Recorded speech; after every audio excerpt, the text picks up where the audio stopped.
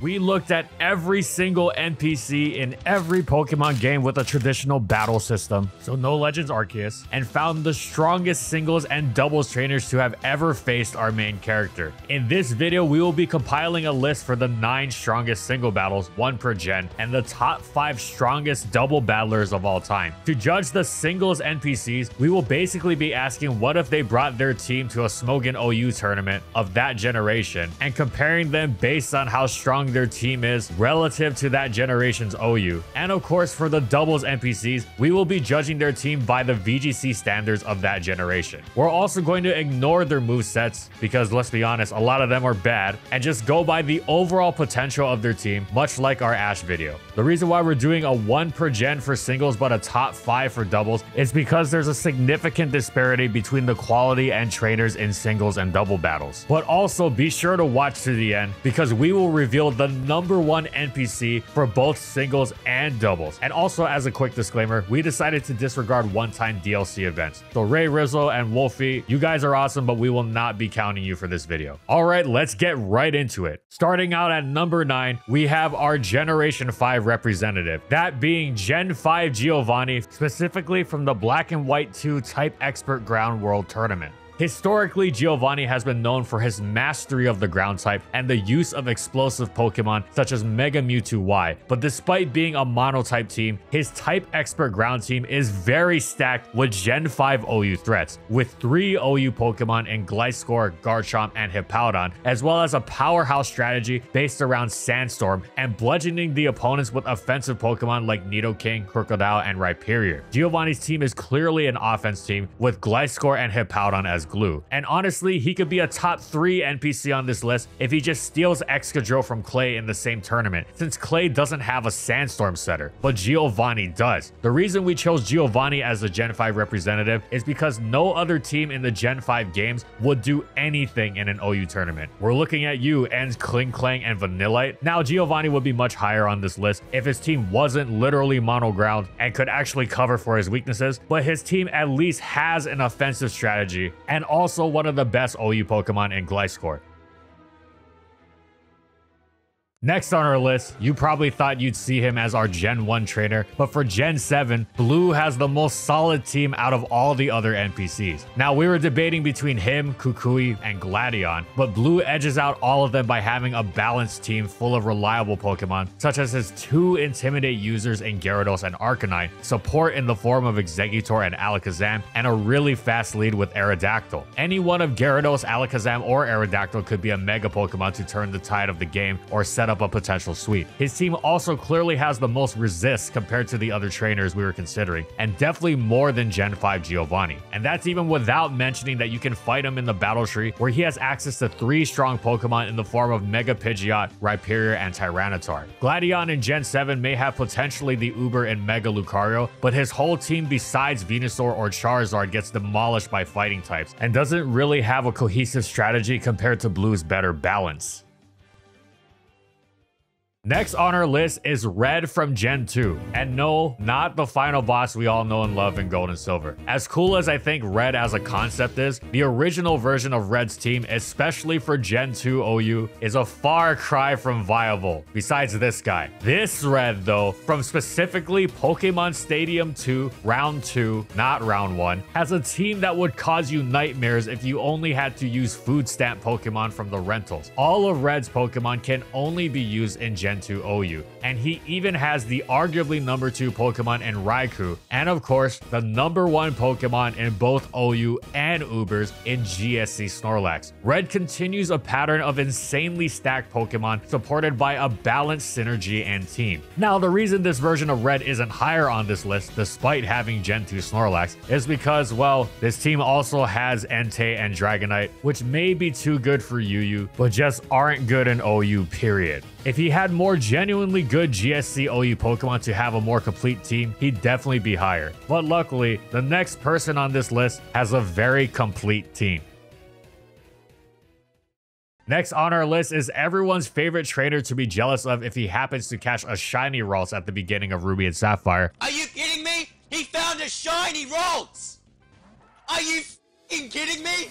we have Omega Ruby Alpha Sapphire Battle Resort Wally. Dude, look at this team. This is probably the most complete team we have seen so far, especially by ORAS OU standards. He's got the Smogan Bird Talonflame. He's got Garchomp, Azumarill, Magnezone to get rid of the steel walls like Skarmory who stop you from having fun. He's got an offensive Spike supporter in Roserade. And when you think you've gotten through the hardest part, Mega Gallade can sweep through entire teams and clean up. Wally has the most OU Pokemon so far out of every trainer we have mentioned and has the most solid offensive strategy displayed up until this moment in the video. A+ for team building. He sure has come a long way from Verdant Turf Town.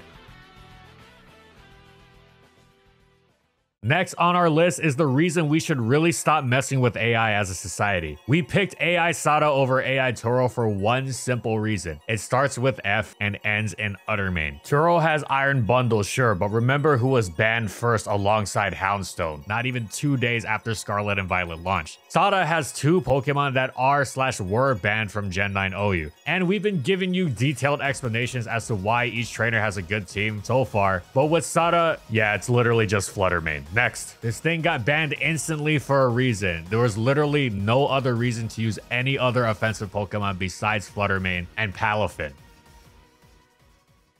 Now, the only thing that can top Fluttermane in terms of power is obviously our Gen 1 representative in one of the most broken generations of all time competitively. Everybody remembers Gen 1, right? Well, you may be thinking we're going to pick Blue or something, or even the unused Professor Oak battle for simply possessing Tauros. But if you are cultured in Gen 1 lore, you would know there is much more evil NPC to battle. And the reason for that is that this one is actually based off of a real-life regional champion who actually competed in one of the first Pokemon tournaments to ever exist. Only available in the Japanese Pokemon Stadium 1, known by the Western community as Pokemon Zero, and also is not one-time DLC because it was actually distributed in Japan. This trainer is one of the 16 trainers you can face in the level 50 to 55 tournament in-game. Every trainer here is based off of the trainers who competed and won their respective regionals in the real-life Nintendo Cup 1997 tournament. And fittingly, the real-life Kanto representative also has what would be the best RBY OU team out of all of them, even by modern standards, with a team of only OU Pokemon and 2 of the big 3 normals on it.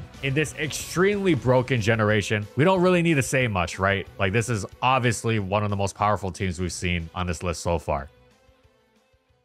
Next on our list is our Gen 8 representative. In a generation known for filling stadiums with Pokemon battles and the so-called invincible champion with his mighty Charizard, one trainer reigns above the rest. That's right, it's Crasher Wake.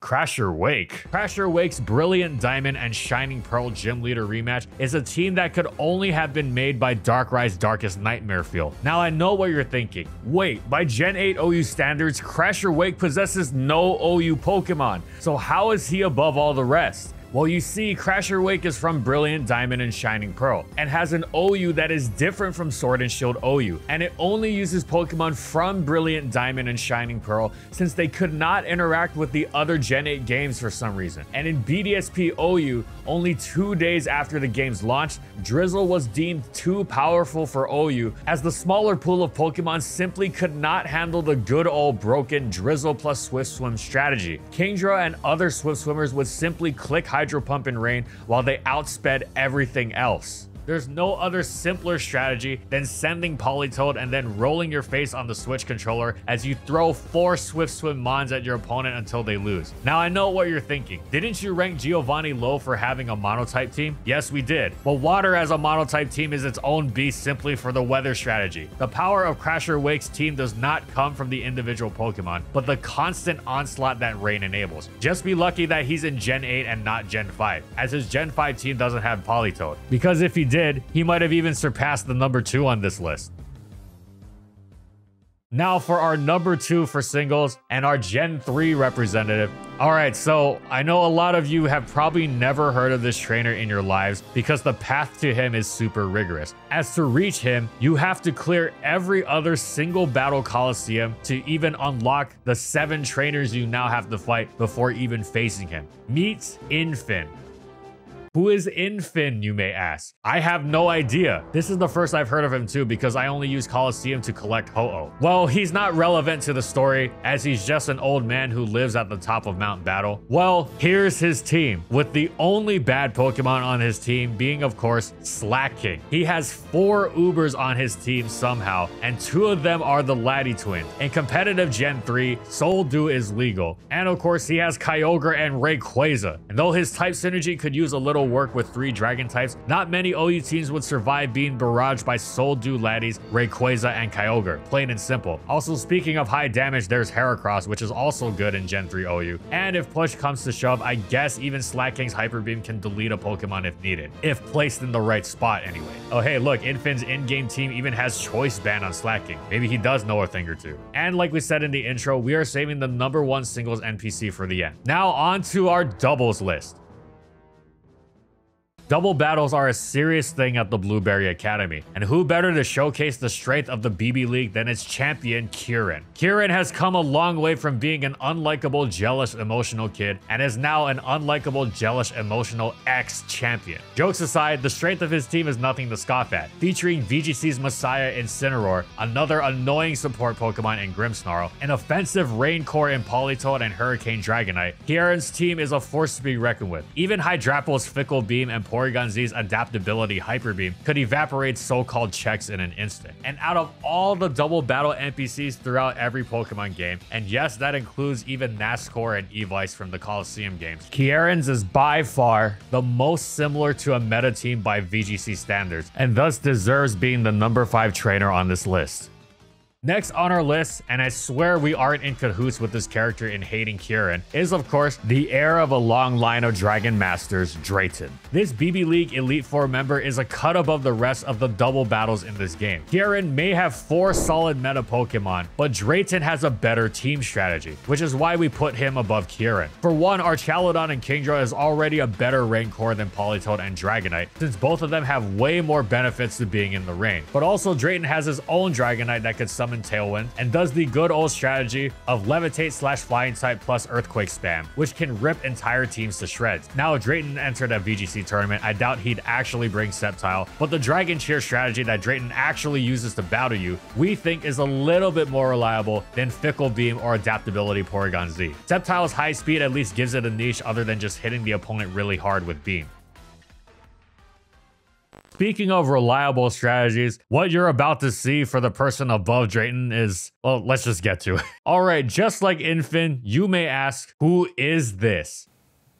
Well, this is the man. I know we've been ignoring the actual in-game movesets this whole time, but hear us out. This trader has one of the most demonic double battle strategies relative to their in-game mechanics. Codel's team consists of Dusclops, Electrode, Regirock, Registeel, Regice, and Golem. Now wait, you say, those Pokemon are terrible. How is he above Drayton and Kieran, even relative to Gen 3? Well, you see, every single one of those Pokemon except for Dusclops has Explosion in a generation where it halves your defense. Furthermore, this is also in a generation where if your Pokemon dies in a double battle, the next Pokemon comes in during the same turn, meaning Explosion could potentially 4-for-2 your opponent's team. But playing around Explosion is easy enough, right? All you have to do is protect. Well, Codel is one step ahead of you. His Dusclops is not only immune to Explosion, but has Protect and Imprison, meaning there is no viable defense outside of having a Ghost type to stop him from just blowing stuff up. And for the Ghost types that do exist in this gen, which are limited to Gengar, Mischievous, Bandit, and Dusclops, Registeel and Regice wall all of these Pokemon, with Regice having good enough special attack to take these Pokemon out. And the sheer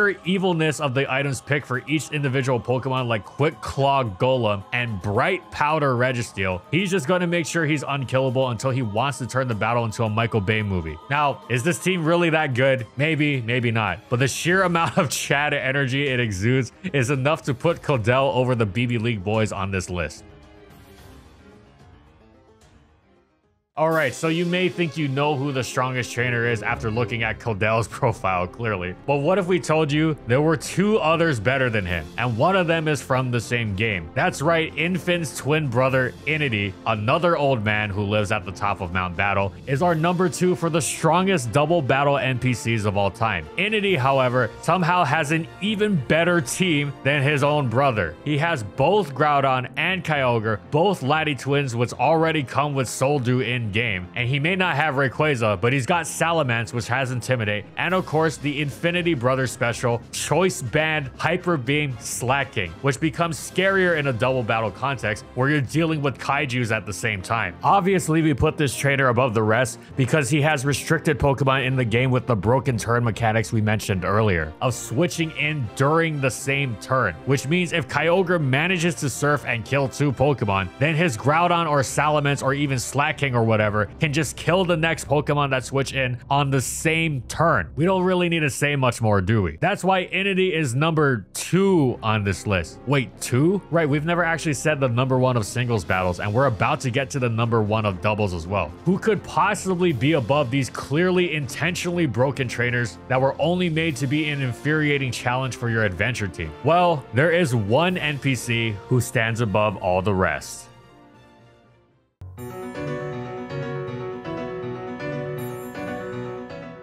I mean, we all saw this coming, right? The strongest champion of all time, who was heavily implied to beat Tobias, the guy with a Darkrai and a Latios in the anime. That's right, she is not number 1 or even on this list. Sorry, I love Cynthia too, but she simply didn't meet the cut, even with a somewhat solid team of Garchomp and friends. Or more accurately, she would have been the 4th gen representative had this next broken character not existed in Gen 4 as well.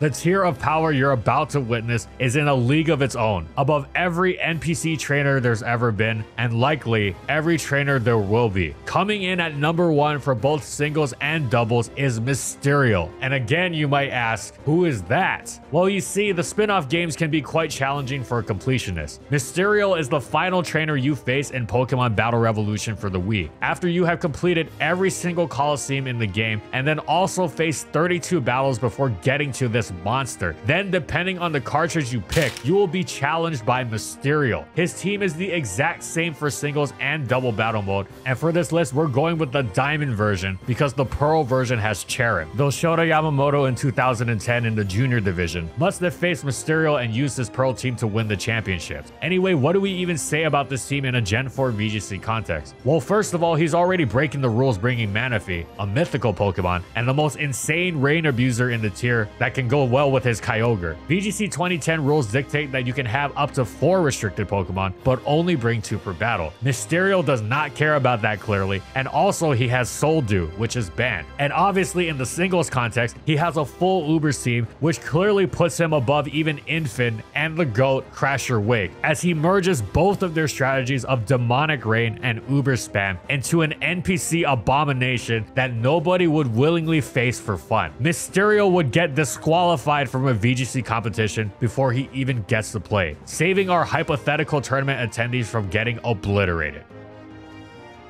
Thanks for watching, everyone, and as always, if you liked the video and you want to see more, be sure to subscribe to False Swipe Gaming for more weekly Pokemon content. And in the comments, I want to know, what do you think about our list? Do you think we picked the best NPC for competitive play? I know this video is kind of out there, but we really had a lot of fun making it. So leave a comment, let us know what you think and all that stuff. And thank you so much to our patrons for continued support of our videos, and thank you to everyone else watching as well.